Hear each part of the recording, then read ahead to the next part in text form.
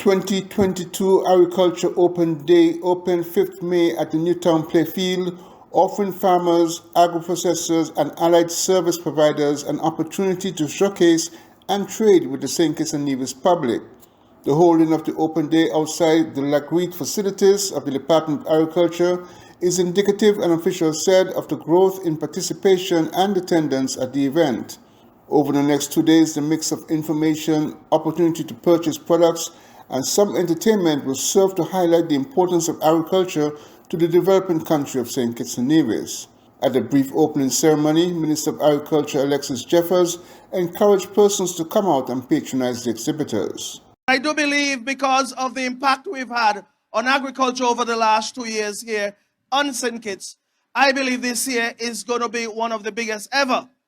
And as such, I want to thank the Permanent Secretary, Ron Collins, and his entire team for their pursuit in terms of ensuring that we bring agriculture to a level here on St. Kitts and in the Federation that we can all be proud of. But we couldn't do it by ourselves. We have done so with the buy-in from our stakeholders, our farmers, our fisher folks, our agro-processors, and all those who play an integral part in ensuring that we are realizing our efforts and all that we intend to achieve in agriculture, and that is sustainability, also food security, and everything that is necessary to ensure that agriculture plays an integral part in the overall development of St. Kitts and Nevis. We're here to patronize our farmers. We're here to patronize our fisher folks. We're here to take part in all of the activities on the grounds. Persons who come here to showcase what they have done also come to make some money. And as such, it is important for you to patronize our farmers and fisher folks and all of the vendors. When it's all said and done, I do believe in purchasing locally grown produce. It therefore means that we're building healthy communities. When you go to a farm and you see that farmer consuming his own produce, it therefore means it is authentic, wholesome, and he himself is testimony that it is something worthwhile consuming. As has become traditional, many schools plan field trips to the event on its opening day. Glenn Bart reporting for SKN Newsline. On Wednesday, May 4th, members of the St. Kitts and Nevis Fire and Rescue Services, SKN FRS, staged a fun run through the streets of Bastille and also held an open day at Independence Square as they observed a week of activities to commemorate International Firefighters Day. The fun run saw the officers escorted by a fire appliance with siren and flashing lights leaving the Bastille fire station and turn left down Sandown Road. The contingent turned right onto the Bay Road, turned right up 4th Street, left onto Carillon Street, down Church Street and left onto Liverpool Row.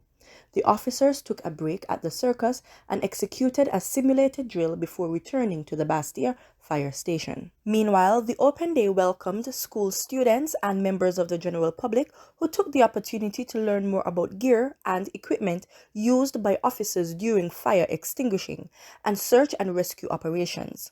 Items on display included firefighting jackets, dress uniforms and boots, fire hoses and pumps, portable oxygen tanks, as well as the jaws of life and more. Acting Chief Fire Officer Garfield Hodge thanked the public for the ongoing support given to the men and women of the SKN FRS. He noted that the activities were designed to encourage the public, and he invited all to the cricket competition at the FT Willett Park in Nevis on Thursday, May 5th, fire drill competition at Port Zante at 1 p.m. on Friday, May 6th, and the Fun and Sports Day at the Newtown Playing Field on Saturday, May 7th. The week of activities began on Sunday, May 1st, with church services at the Antioch Baptist Church in St. Kitts and the Wesleyan Holiness in Nevis. On Monday, May 2nd, care packages were distributed to elderly care facilities and the children's home throughout the Federation. A fire drill was held in Nevis on Tuesday, May 3rd. I am Jacinthia Tishiro for SKN Newsline. When visiting St. Martin, you want clean, affordable accommodations. You need Midtown Motel in the heart of Phillipsburg, a place where you can relax, take a stroll on Great Bay Beach, and that provides you easy access to great shopping. Midtown Motel, located on Front Street, Phillipsburg, St. Martin. Call Midtown Motel at 721-542-0614 and book your stay today. The SKN Newsline website now offers you more news. Log on to www.sknnewsline.com for local, regional, and international news. You can also watch the latest newscast and keep abreast with news in sports, all from sknnewsline.com. That's www.sknnewsline.com. News at your fingertips.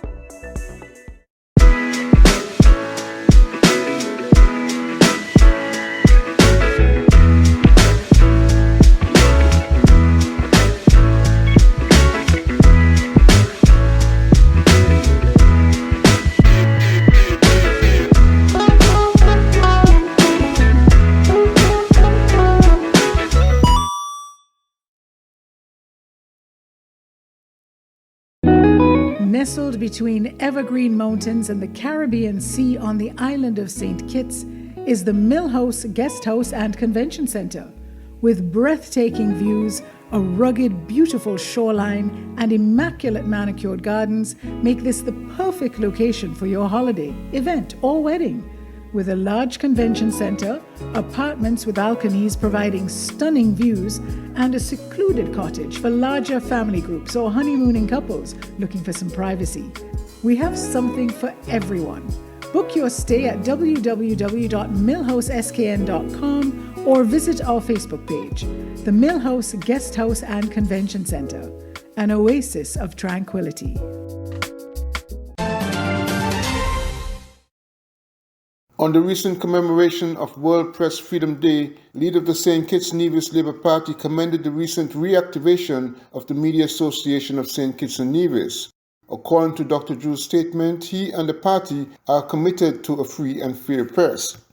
Dr. Drew stated, quote, "I wish to reassure the public and by extension members of the media that I genuinely commit myself towards nurturing a free and fair press environment that fosters the development of dialogue in the Federation of St. Kitts and Nevis," end quote. Meanwhile, a statement issued by the Media Institute of the Caribbean highlights that the media viability and sustainability in small island developing states, SIDS, are increasingly challenged. Issued on the occasion of the 2022 World Press Freedom Day, the Media Institute of the Caribbean statement reads in part, quote, "We are at the edge of a precipice, and survival is contingent on a multi-stakeholder approach hinged on media literacy and a commitment to protecting the right of the public to know. A solution-based, action-oriented approach is required," end quote. According to the statement, access to information legislation, as well as whistleblower and procurement legislation, needs to be strengthened. The statement also called for the exclusion of journalists in data protection laws. Glenn Budd reporting for SKN Newsline. The public is being called upon to learn about UNESCO and its contribution to St. Kitts and Nevis. Dorothy Warner, Secretary General of St. Kitts and Nevis National Commission for UNESCO, was a guest on Working for You on Wednesday. UNESCO has been offering technical support in a lot of different areas, primarily in the area of the participation program projects, and we see that over the years we have benefited from a lot of the funds that UNESCO has sent on the ground and of the technical assistance through consultants who have come to do capacity building in terms of policy development, etc., etc. We speak of policies like the youth policy. We talk about the sport policy that was finished in 2020. We have just completed the gender policy, two phases of the gender policy that has just been completed. And we have also had assistance in education, where we are looking at the professionalizing of the teaching force, and we look at support to the culture department and the development of culture in terms of the intangible cultural heritage and all those other social sciences and so on. And UNESCO is really doing quite a lot of work in St. Kitts Nevis, and the people are benefiting, and so we are saying that we want to be able to in this program and every day to let people know what UNESCO is doing so they can further support and appreciate UNESCO to kind of raise the visibility of UNESCO in St. Kitts and Nevis. The Secretary General said that UNESCO will continue to have a presence in St. Kitts and Nevis and encourage persons to learn more about the organization. Meanwhile, His Excellency Dr. David Dial, St. Kitts and Nevis's ambassador to UNESCO, who was also on the show, spoke to 3 specific and very tangible projects funded by UNESCO in relation to technical assistance. In intangible cultural heritage. This is one of the flagship projects of UNESCO. It helps member states like ours to identify, document, preserve, conserve, promote all forms of intangible cultural heritage. It's largely focused on creative industries, folklore industries, but also objects and items, music, singing, etc., for which this country has a very, very rich heritage. And it was pretty obvious, I think, to the former Minister of Education and Culture and Sports that we needed to seriously consider engaging more actively in the Intangible Cultural Heritage Project, so for which we now are awaiting the outcome of a review of a submission that St. Kitts and Nevis put in just some 6 weeks ago. Ms. Warner pointed out that UNESCO continues to deliver strong technical support to the Federation in areas such as education, sports, biodiversity, and social frameworks. I am Jacinthia Teixeira for SKN Newsline.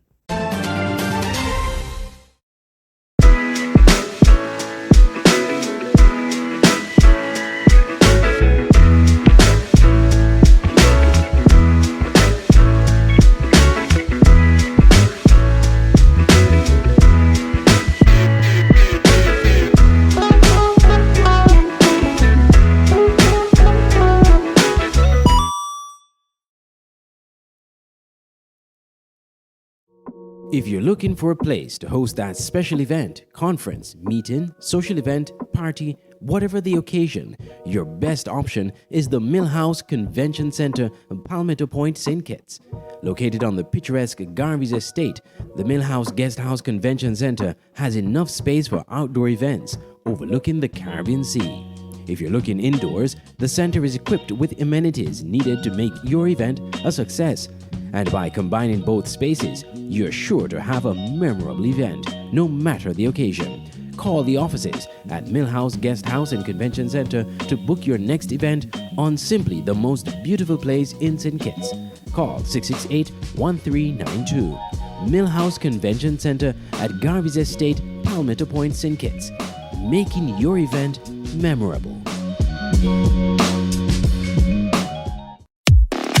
It's the new and improved SKN Newsline Android mobile app. With the SKN Newsline app, you can watch your news reports, the SKN Newsline Newscast, sports, special features, and so much more. You can also send us a WhatsApp or call us directly. Go in the Google Play Store, search SKN Newsline, and download the app today. The SKN Newsline mobile app. News on the go.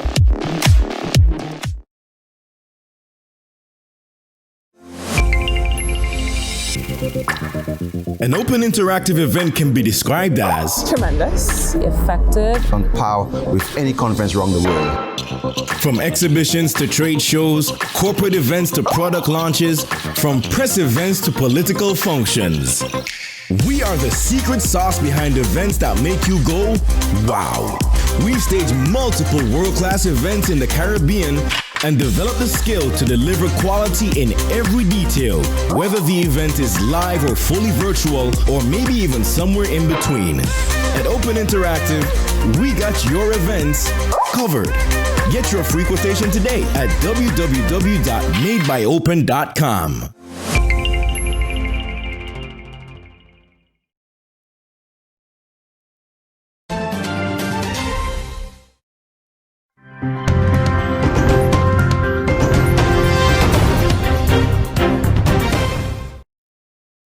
Less developed countries continue to feel the brunt of the effects of inflation brought on by the war between Russia and Ukraine. Just Monday, further increases in the prices of petroleum products were announced, including the 20-pound cylinder of cooking gas, which is now $42.93. To deal with the impact, Consumer Affairs Minister Emma Hippolyte has disclosed that government is looking into several options to ease the burden on the consumer. The business community and the Ministry of Finance have been engaged in discussion on the situation. We do that.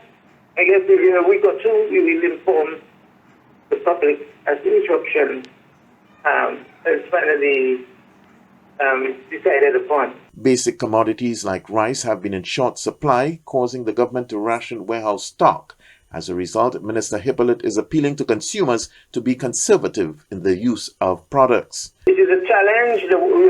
We see what is happening in the world, and it is the moment for consumers to be a lot more conscious of what they consume, how they consume, and more than anything else, to come together in a much stronger way as an association so that they can make decisions affecting them. The minister encouraged more members of the public to join the National Consumers Association in order to come together to better deal with the situation. For the DBS News World, I am Don Nicholas. The Premier of the British Virgin Islands was recently arrested on drug trafficking charges, and now the future for governance of the country is uncertain. Zooming in from the BVI to shed more light on this story is Kathy Richards. She's a journalist. What's going on? What are the people saying? We've heard about the story that Mr. Foy was held in the United States and with other folks. And now we hear that they want British rule in BVI again. Exactly what's happening on the ground right now. Where are you with that? Okay, so to give you a quick background, as you may know that there was a commission of inquiry that was called by the previous governor, Augustus J.U. Jasper, to investigate, or not investigate, but to look into see whether or not there was corruption in the government and the security services of the territory. That commission has completed and a report was submitted. 45 recommendations came out of that in that report. Of that 45, there were 4 major ones, and topping the 4 is that of a proposed recommended temporary partial suspension of the Constitution of the Virgin Islands. Now, what that means? That simply means that the recommendation would see the discontinuation or the dissolution of the existing government body, not all the constitutions of the territory, but that aspect of governance, giving the powers to the governor for a recommended period of 2 years in the initial stage. So in summary, that was it. Well, that particular recommendation is what has stirred the people of the Virgin Islands, and they, as recent as Monday, we saw hundreds taking to the streets, calling on, petitioning the Minister for Overseas Territories, who came to the island on Sunday to meet with top officials and key stakeholders, to not consider that recommendation. The people are of the opinion, having gone through the over 900 pages document, that the findings does not warrant such a heavy hand. It's something that can be handled, and they want to be given that opportunity to prove that they can do that. And so the meetings with Honorable Amanda Millen were over 2 days, in fact 3 days from when she got here on Sunday, and it concluded, I am understanding, yesterday. She is due to leave today. Today we are likely to hear from the Acting Premier, Dr. the Honorable Natalia Wheatley, some of the recommendations and the possible way forward or the outcome of those meetings.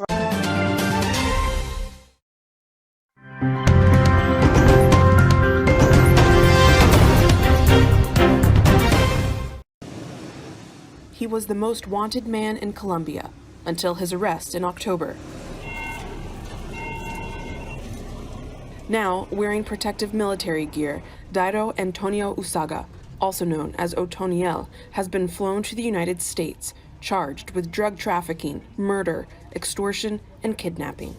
I'd like to inform you that Dairo Antonio Usuga, or Otoniel, was extradited. This criminal is comparable only to Pablo Escobar, killer of social leaders, abuser of children, boys, girls and teenagers alike, killer of police officers, and one of the most dangerous criminals in the world. Otoniel is widely considered to be the boss of the Clan del Golfo, a powerful drug cartel that controls cocaine routes into Mexico and the United States. This bandit was extradited to serve drug trafficking sentences in the US, but I want to be clear that once he serves those, he will return to Colombia to pay for the crimes he committed in our country. Otoniel's lawyer argued against his extradition, saying he should be allowed to confess his role in Colombia's nearly 6 decades of internal conflict. But that request was denied. With a $5 million bounty on his head, Otoniel is now at the mercy of U.S. courts to decide his fate.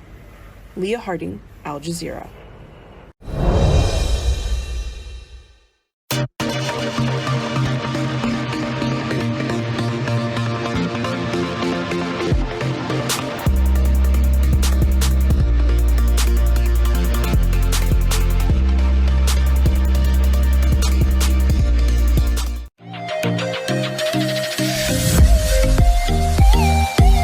It only took 3 minutes for St. Paul's FC to score the only goal of the match to give the defending Premier League champions the 2021-2022 President's Cup title on Wednesday night. St. Paul's defeated St. Peter's 1-0 to clinch the title as the Warner Park Stadium was filled with euphoria and football fans excited to see the return of the beautiful game after about a year hiatus. Petrus Williams was the goal scorer. I'd like to welcome everybody back to Warner Park. Finally we have football again. Congratulations to St. Peter's FC, St. Paul, SL Hospital, St. Paul's United, champions again. Football is back, and I think a new day, new direction, looking forward to great things from everybody here. We're working together as one football family. Congratulations, St. Paul's.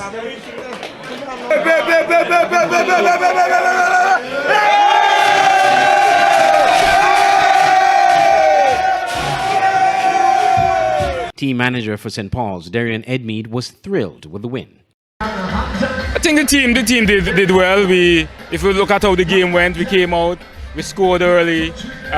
We were able to hold on to a one goal victory. St. Peter's played very well as well. I got to commend them because they made the game tonight very competitive, and it really gave the fans something to look forward to in the upcoming game. So I want to commend the team, So too was St. Paul's goalkeeper Jamal Jeffers. It's a great feeling. Who don't like the feeling of winning a cup? It's been 2 years, like we said, not playing football, but at the end of the day we came out, we were training hard, and we just applied what we did in training, bring it onto the pitch, and then we won the game. So kudos to the team. We're very happy. We just got to go back to the board, because it's 2 years, and we just got to keep that chemistry and keep everything going. Meanwhile, coach of St. Peter's FC, Anthony Nets Isaac, while disappointed with the loss, was pleased with the performance of his team. I felt they play to the standard that I wanted them to play, to be honest with you, because for the last 20 minutes at the first half and into the second half, we outplayed St. Paul's all the way. Unfortunately, they scored a goal in the 3rd minute, and we couldn't get one for whole 87 minutes plus 11 minutes extra time. So unfortunate again, but I'm very satisfied the way we played tonight. Premier League matches resume on Friday, with games also scheduled for Saturday and Sunday.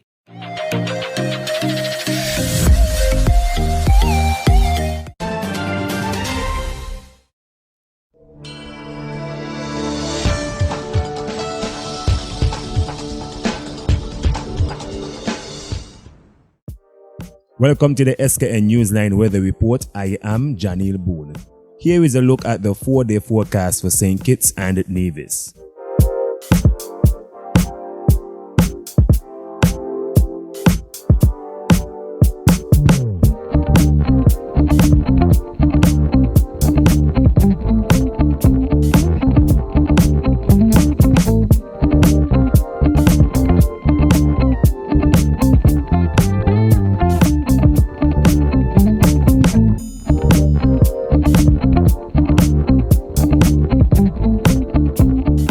more detailed weather report, visit our website at www.sknnewsline.com.